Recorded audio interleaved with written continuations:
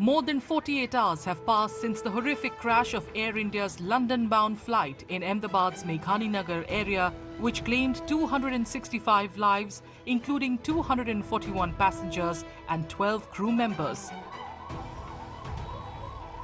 Yet, families of the victims continue to wait for the mortal remains of their loved ones. The process of identifying victims through DNA matching is currently underway. The bodies will be handed over to their families once identification is complete. DNA sampling involves collecting and analyzing a person's DNA or deoxyribonucleic acid to identify them or study specific genetic traits. Experts say samples are typically taken from bones, teeth or hair to help identify victims. DNA fingerprinting is a DNA sequence which differ in each individual. So in this process, what we do, we extract a DNA. It could be from bones, tooth, hair. So basically, we need a cells through which we can extract DNA. So in the laboratory, what we do, we isolate DNA sample from the belonging evidence, whichever we get in from the crime scene. The sample could be in a good condition, or it can be a degraded sample also.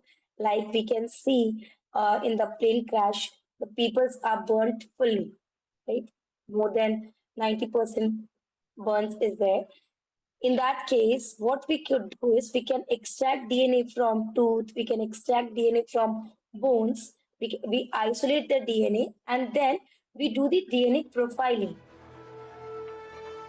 DNA samples are also collected from the victims' family members, usually parents, siblings or close relatives from either the paternal or maternal side to aid in matching and identification.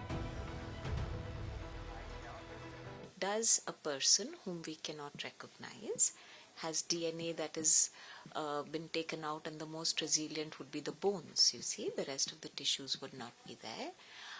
From there, is it matching that of the parents? Because the child will inherit DNA from his parents, and so we can match the DNA of the child to that of the parents, or we can even do to siblings.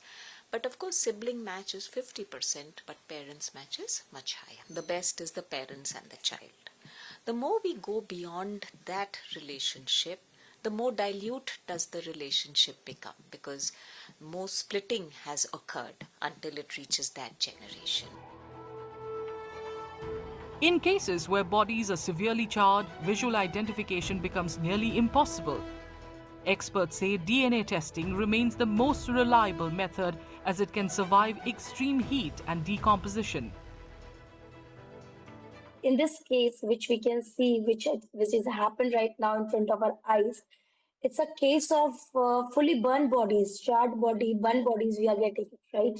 So it is very difficult to identify. So DNA is the best thing to identify because DNA can help to identify the body even in the decomposed conditions. Okay, so it doesn't, whatever the heat temperature, whatever the weather condition, DNA doesn't get deteriorate. So DNA is the best method for the identification of individual in this case. The entire process, from collecting DNA samples to identifying the deceased, typically takes around 72 hours. Gujarat government officials say arrangements for DNA sampling and identification have been made at Ahmedabad Civil Hospital.